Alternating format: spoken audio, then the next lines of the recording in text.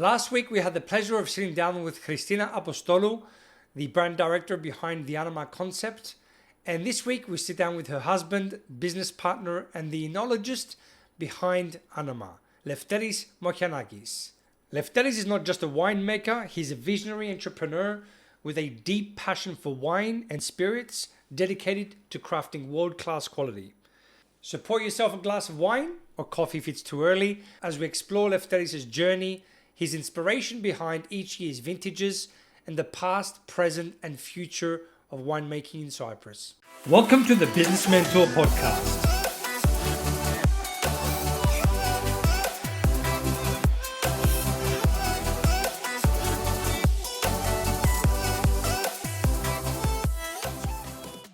Lefteris, Welcome, brother. thank you very much.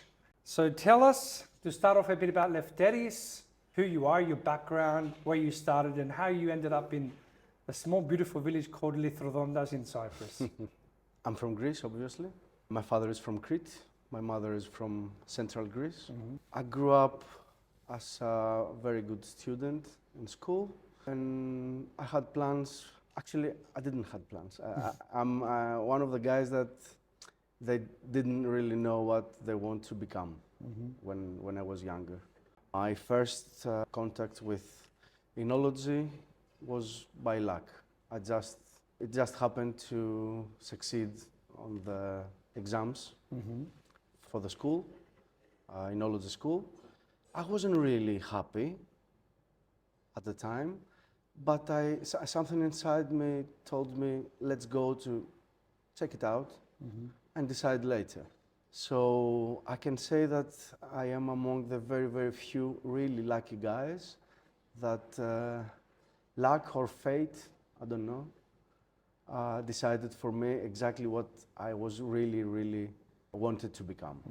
So since the very, very first hour in the school of enology, I instantly knew that this is what I want to become, making wines and living the lifestyle of the wine, of the winemaker. For me, winemaking is not just a business that, of course, yes, I want to make a decent living for myself and my family out of this, but it's the way that you live. You make something really creative out of dry plant. If you see the vineyards right now, they are dry, dead, and out of it you create something really beautiful and tasty. That fascinates me.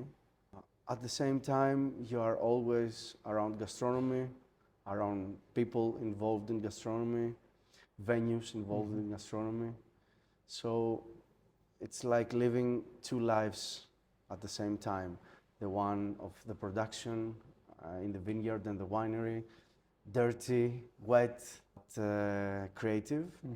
And at the same time, probably the same day, with your suit, presenting your wines and talking about gastronomy with interesting people.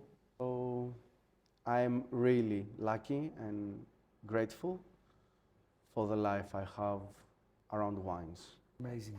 What inspired you to get into wine, and maybe share some of the travels that wine took you until you came to Cyprus? I got into wine by luck, as I told you, but when I finished my studies in Athens, again, I didn't exactly knew whether I want to continue working as an enologist in the production or selling wines or marketing wines or whatever. Working in a restaurant could be. So I started working everywhere. My first job was in the village of Nemea in a really, really good winery, Palivos Estate. I'm really grateful because Yorgos is an amazing winemaker, and it's been... Has he been a mentor or or an example to follow? Yes, for me it's been an example. The way he was working, he was working with a lot of, his methodology was the one that suited me as well. Very clean, very on top of the wines all the time. And I started having the same mentality, and I do have the same mentality until today. I worked in several wineries around Greece. I worked in restaurants. I decided that I love production. I love to get my hands dirty. I love to touch the wine. And especially after my time in New Zealand, where I worked in Marlborough. New Zealand is a country with a much higher level of industrialization into wines. So I got a lot of lessons. I decided that I don't like that industrial production. I prefer to touch the wine many times. That's why today I make my wines by hands and tools. But at the same time, I learned many things that technology does. And in my own winery, I do the same thing, but with techniques instead of technology. Well, to continue that, because the wine industry, if I call it in Cyprus, I remember coming back from Australia in '99, and in Australia, Margaret River, and it's very new age wine, and there's this amazing wineries and level of wines there. When I came back in '99, Cyprus wasn't there. Yeah. You know, it was very I could basic say the same wines. when I came at 2007. I found Cyprus. First of all, I had no relation with Cyprus. Apart of a few friends, secret friends that we studied together, I had nothing to do in Cyprus. But I knew that I will end up in Crete one day. So I wanted to travel a little bit and collecting experiences for my life and my profession at the same time. So I worked in Greece. As I was in New Zealand, I had a proposal for Cyprus. I considered it, I don't know, I will go for fun for a couple of years, meet people, make some wines, and do something else afterwards. Actually, I had already plans for Argentina, but you know what they say, whenever you make plans, God is laughing with you. I met my wife, Christina, my plans changed. I stayed a little bit longer until today, almost 16 years. Christina is a jewelry designer. She's a designer entirely. I mean, as a personality, she's a design person. I was working in wineries as a consultant, but at the same time, I knew that I have skills in winemaking that a CV cannot really represent. So I decided since the very beginning that I was in Cyprus to produce a very small production of wine, have it in the market without really caring about, you know, the commercial part. Just have it as a demo of my skills towards other fellow winemakers. I decided to go with Commandaria. I knew Commandaria from my Cypriot friends. I knew the story behind, and I got really fascinated with the value of this product through time. So I decided at the time only the big industries of Cyprus were producing Commandaria. I was the very first small producer trying to produce an artisanal edition of this fascinating wine. And when I met Christina, I was right at the point that I was about to bottle my first Commandaria vintage. That's where Christina gets into. She's a designer. After talking about the concept behind, about, you know, the values, she mentioned that it's very rare for a wine to have that long aging potential in the bottle, like Commandaria. A good Commandaria can mature in the bottle for at least 5 decades. So she said, why don't we create a collectible bottle instead of having it in regular bottle, regular label? So that's where Anama derives from. It's a collaboration between an adventurous winemaker and a very, very talented designer. And that's how we created the very, very first edition of Anama, the vintage 2007, 700 bottles that we got into the market, and instantly we received really negative critiques from Cyprus. People from the industry started telling us, come on, that's a very, very outdated wine. It's a very outdated project. Who drinks Commandaria today? And your Commandaria is very expensive. And why do you need that fancy bottle? And many other things that at the beginning we were almost kids and sensitive. But something inside us told us, go on, continue. until the very first awards came from abroad. CNN talked about us, other networks from Germany, from the States, talked about our own Commanderia, Anama. That's amazing. I have to mention that since the very beginning, I decided that I don't like the name Commanderia. Commanderia is a wine produced in Cyprus for at least 5,000 years. During the 12th century, when the Templars came to Cyprus, started merchandising Commanderia for their own benefit, taking it as, instead of taxes from the villagers in really low prices, selling it in really high prices. Their name was Grand Commanderie, and they give that name into the product. The ancient Greek name is Cypriot Nama, but the Templars changed the name into Commanderia. I'm very sad that until today, Cyprus, everybody in Cyprus calls it Commanderia. The industry bases the marketing on that name.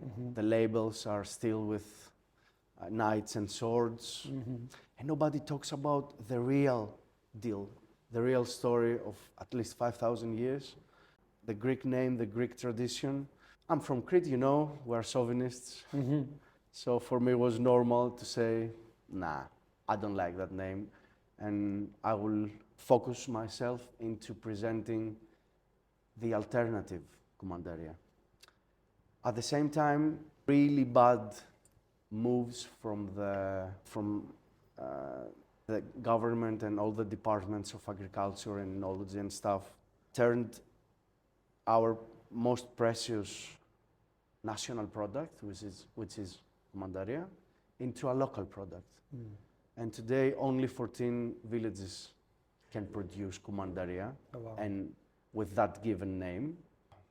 But you know, I'm a collector of many things, and I found old books, and in those books of 200 years ago, you can see that there is no Commanderia region. Even today, the old vineyardists in those areas, they say, look, my son, that slope produces Commanderia, and that slope produces wines. It should be like this all over Cyprus. So what is my goal? Not only to produce a good Commanderia, this is easy, everybody can do it.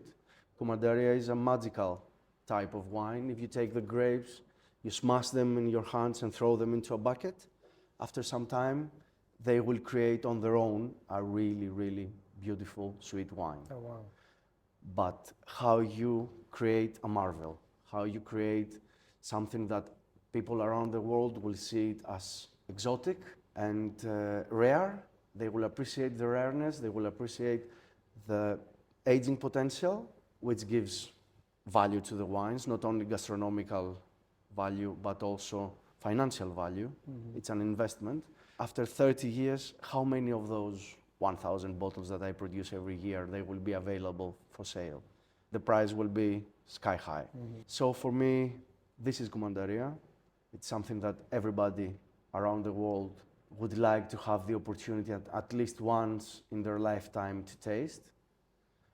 The ones then they can invest some money to buy a few bottles and age them in their own cellar and taste them after 20, 30 years. We have created a tasting experience project with Christina. We call it Aging Kit. We sell 2 bottles of Commanderia at the same box with instructions on how to open the first bottle and with a few friends taste it and keep some notes, and set an appointment after 20 years with the same people to open the second bottle, keep the notes, and compare the taste, compare the notes. I mean, hopefully everybody will be at the same table 20 years later, but can you imagine it? Can you imagine What an experience. the experience? Yeah, I mean, absolutely. how many people had the opportunity to do such a thing in their lifetime? Commanderia is the right wine for that.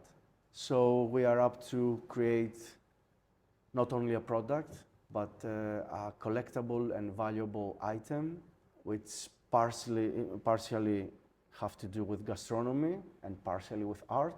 We try to get more people into our own philosophy. We are not addressing to rich people. You shared with me in the past about a book that mentioned the Cyprus winemaking. Because Cyprus, I believe, is in the top ancient winemakers in the world. I believe that Cyprus is within the three most ancient places, together with Georgia and Iran. Archaeological researches in Cyprus brought to the light ancient presses with seeds of grapes inside. DNA analysis came up that are similar varieties that the ones we use today. It's been dated back to 5,500 years. So the time that the pyramids were built, Cyprus was producing a similar wine to Commandaria. And at the time it was really famous in the known world. Rich people were coming to Cyprus to buy this wine for their parties, and of course to offer it to gods. To offer it to the gods? Yes. Wow. And this is one of the ancient traditions that passed into the new religion when Christianity came. They kept Commandaria as the wine for the Holy Communion, and that is why even until today in Greece we call the communion wine keeping the ancient Greek name of Commandaria. Let's say, coming to the recent years, I have another book that has been written from an Italian traveler. He was traveling around the world, writing about gastronomy and wines. At the time, we are talking about 1790s, more than 200 years ago. And after presenting how the Cypriots are making their wines, how do they take care of the vineyards, blah, areas. Another book that we found that we was making Commandaria in several places of Cyprus, not only within those 14 villages that we have today. And he mentions at the epilogue something really, I don't know, goosebumps are getting me every time I'm thinking of it. I hope one day, he says, I hope one day my home country, Tuscany, to have the mentality that Cypriots have for wines and gastronomy. Oh, wow.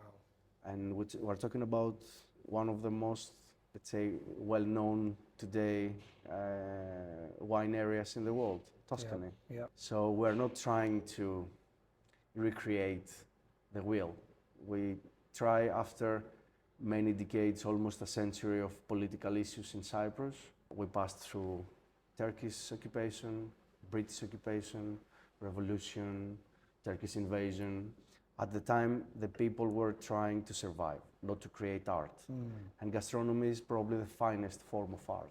That is why, until recently, the big wine industries of Cyprus were located at the port of Limassol instead of the mountains and the vineyards, because the people were in a rush to produce the wine and send it abroad to get their money and survive. Yeah. The last 20 years, I may say that it's been the time of revolution in Cyprus, gastronomic revolution. Small producers started to produce better quality wines, the previous generation of ours. They've been, though, educated by French winemakers, so they were starting producing French-style wines from our local varieties and French varieties. And but it's been a beginning. So our generation, we came back, Cypriot colleagues, myself and others. We came from abroad, bringing knowledge, science, and how can I say, we tasted other wines. And we could compare where we want to go. Yeah. We don't want to produce wines that we compete each other for the local taverna. Yeah. We want to produce wines that they are at the universal level of quality, wines that people abroad will be interested into tasting, and of course, wines that they can create a gastronomic profile in their minds about Cyprus before they visit. Yeah. Together with the historical background, the uniqueness of our variety, I think that there is um, interest behind the local wine industry and exports into all over the world. I mean, Cyprus is megalonissos only for us. Actually, it's a very small island at the edge of Mediterranean with really long history in winemaking that if I was a foreigner, I would be fascinated into tasting some of these wines. And that's exactly what we try to do, our generation. We revived local forgotten varieties and we try to, how can I say it, redefine the character of the local wines and the local gastronomy. I think we're in a really good level today. Many good wineries exist in Cyprus today, especially small ones. Really talented people working into wine projects. Among the young ones, we don't feel that we compete each other. With the older ones, it's a problem. But always. it's been like this always. It's gonna be okay one day. Yeah. But we can see that there is no winery in Cyprus that can be that, how can I say it? Δεν υπάρχει μεγάλο να φάει τους τόπους, ας πούμε. To monopolize the market. Yes, there is not such a thing as a winery that can monopolize the exports. Yeah. At the same time, we are a lot of very small wineries that all together we can create anticipation and unique experiences into people that we can present them abroad. Yeah. And that's exactly what we do the last years with fellow winemakers. We travel around the world and we present our wines in wine fairs and wine shows. Our wines gain a lot of awards for their quality. I truly believe in Cypriot wine, and I truly believe that the next generation will play a significant role in the international gastronomic, let's say, field with our own varieties and our own quality wines. Yeah. I mean, it's changed in 2 decades, worlds apart. And you mentioned before that when you started, you had a lot of critique, which seems to be the way, always when you start something new, especially if you're an innovator and you want to change the game, you get fight back and pull back and you get ridiculed.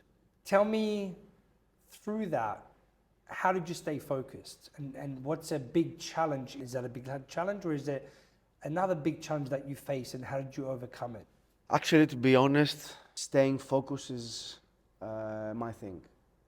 I mean, probably that's the best thing I have, that I can remain focused towards what I aim. So year after year, it's been a little bit challenging in the beginning, financially as well, because we were producing only one type of product, Kumandaria, which needs a few years of barrel aging. So the very first years we were producing but not selling. And we were working in other jobs with Christina just to feed that dream with money and keep it alive. But not only bad critics were there. First of all, from abroad, many awards started coming.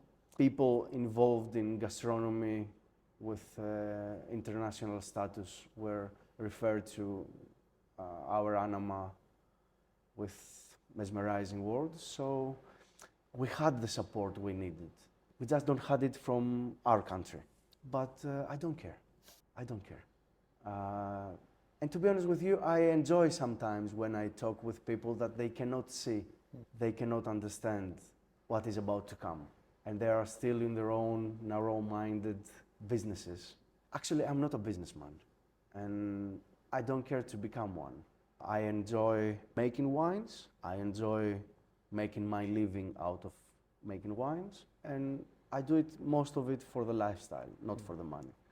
That's why I said no to many proposals to produce more, making a bigger winery. I don't care about that. Since I'm making a decent living out of this, and I have the time and the luxury to spend my time as I like, for me this is an achievement, and I don't care about what other people think about. We're actually saying with Christina earlier. Christina is a very big part of that. Absolutely. I couldn't be here without Christina. Yeah. I'm sure that I would produce good wines, but Anama needs Christina as well. I think you gave birth to it together, and it's an amazing partnership And still, for husband and wife to work on the same business. And she was saying about peace is important, and how incredible it is to be able to work in your business and have that freedom to enjoy those moments as well, because your house is right there. You've built a business around your home. Tell me about that, is because I'm sure that can be challenging at times as well, because you're not. Of course. A lot of people go to work, there's a separate circle, you come home, and the personal life is separate. Yours is completely together. What are some challenges that come with that? One day somebody told me that you spend half of your life into understanding how the game works, and the rest of your life in living your life. So the first years were really difficult. It's really challenging to live with a person and work with the same person at the same time. So you pass the whole day with him. We are strong personalities, both of us. So it's been a lot of, let's say it, stretching and pushing you to the max. You name it. But we got matured through that, and we got to know how it works. We worked for everything we have. We found nothing. We created everything from scratch, and everything through our own personal lens. We had no external consulting. We did consult ourselves. So that small business that we have, it's not exactly a business for us. It's part of who we are. So through the years, we got really settled as personalities. We got really to accept the value of each other. We're not anymore, how can I say it, threatened by the other, and we work as a team. And we feel unbeatable because we are very good in what we do, and we don't care about other people's opinions and critics. So to be honest with you, both of us, we traveled around the world. We've seen how big is the world. We've seen how competitive is the environment that we are working into. And we decided that we are not interested. We prefer to create a small world that we live inside, we create inside. We bring people into our world, and not really often happens that we go into the rest of the world. So it's a blend of our everyday life is a blend of wines, production, vineyards, family, friends, and of course, for me, the most precious thing that you can buy with money is time. So I'm trying to consider the free time that I can have as a secondary profit that I make out of my job, out of my profession. So can have a decent living out of our profession, and at the same time, the quality of life that we gain and the time that we have to spend with our family, with our hobbies. I mean, it's very important why you do what you do, and we don't do it just for the money.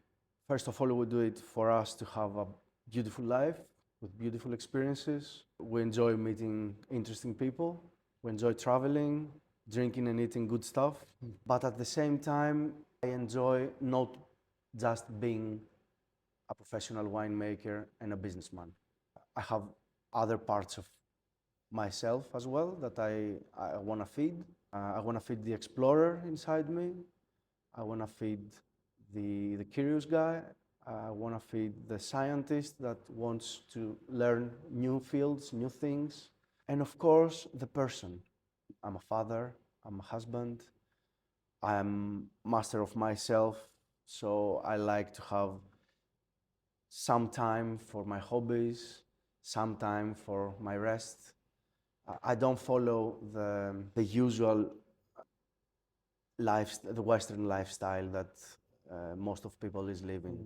I have different time frame in my day than most of people, and I don't mind when other people don't understand that.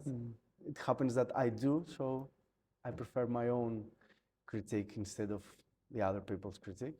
And I've seen that that inspires other people as well. We live in a small country with tradition. Part of our tradition and successful part of our tradition is the family business. Our plan is that our business is a family business. The scale is going to be the scale of the family business, not bigger. People involved must be part of the family.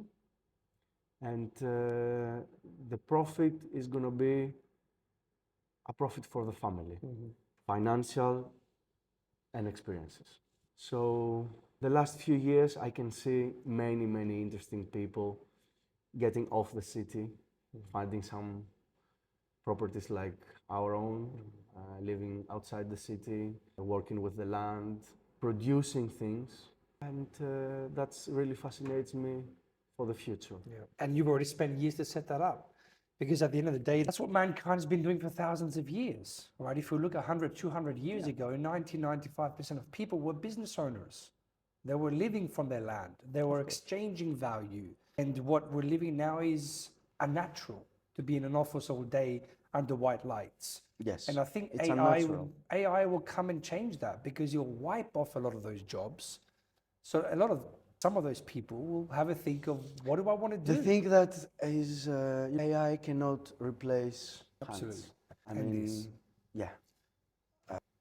People will keep asking for handcrafted things. Actually, it can replace this, but not this, right? So we invest into knowledge, we invest into creativity and authenticity. We produce very small amount of quantity of products, approximately 1,000 bottles per label, and we're not interested in making bigger production, but we are interested into finding the right consumers for our products and our experiences. And at the same time, to enjoy the game. What advice would you give to someone just starting out their own business? Maybe they're just finishing university or getting out of school, or they've been in a job for a few years and they want to chase their dream. What would you share with them in the beginning of their journey? I can say that I've seen it into me. We're mostly getting educated into become good workers on different levels, but still good instruments for big companies. Fuck that. I'm not interested. And to people that they are not interested in living other people's life, and they are dreaming of their own Building life, other people's dreams rather than... which is not bad. Yeah. You have to learn. Of course, and then You have to pass through stages. and there's but opportunities to learn if it's a good organization and they care about the people, then you can get a lot of guidance and growth with that. Of course.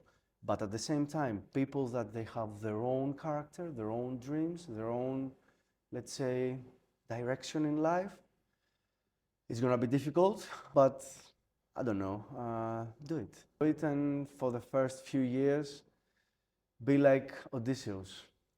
Don't listen. Tie yourself at the boat and go for it. Set sail. But the first thing that you have to consider is, what is your goal? Even the financial goal you have, how much money you want to make into become okay with that and not wanting more. Yeah. I mean, that's the massive problem. It's a trap. I sold my production. Okay, I must double it. No, you don't have to double it. Yeah. Because then you will be in the need of each and every wine store, each and every taverna, each and every, I don't know, consumer to sell it. So you lose your own identity. And for what? Just for a few more money? That you need double the time, you need double the investment, you need other people, and at the end, probably we make the same profit. Yeah. So I decided to keep almost same profit with you, with more free time and better living. Yeah. That's my decision. Excellent. How do you view the future of the wine industry? What do you believe the next decade or two is something drastic going to change? Do you see something there that's a trend that's up? I can see that we lived in a world with globalization being the bigger value. Same happened in gastronomy. 20 years ago, the most influential wineries were big wineries producing international wines out of international varieties, exported everywhere. Today, you don't see that. You see national wineries where I think we go back to nations, we go back to traditions, we go back to local varieties, local gastronomies that you can experience everywhere in the world, but with identity. I mean, why somebody from Tokyo that accidentally buys a bottle of Cypriot wine, which is Cabernet Sauvignon? Why this guy have to buy a second bottle, go back and buy another one? Why? I don't find any reason in the first place, if you ask me. But if he gets fascinated from a sample of a local gastronomy, he will go back. He will go back to taste something else and get more into. I believe that the wine industry goes somewhere there. Smaller wineries, more adventurous wines, natural wines, but not the ones that we call today natural, the ones that they are like vinegar. I'm talking about a blend, a balance in between science, tradition, local gastronomy, and natural approach in winemaking. Personally, I try to drive the wine during fermentation, especially, towards the best that this year's grapes can produce. I'm not trying to make the same wine every year. That's abnormal for me. I'm trying to express the year through what the vineyard did and through what I, as winemaker, did this year. And for me, the best thing that I heard from my clients is that they anticipate what kind of wines we're going to release this year. That makes me wake up in the morning. Drives you. Yeah. Would you like to share any final words with our audience? Maybe a favorite quote, something that inspires you every day? Sometimes, on our way to a dream, you get lost and find a better one. Amazing. All the best. All the best to you.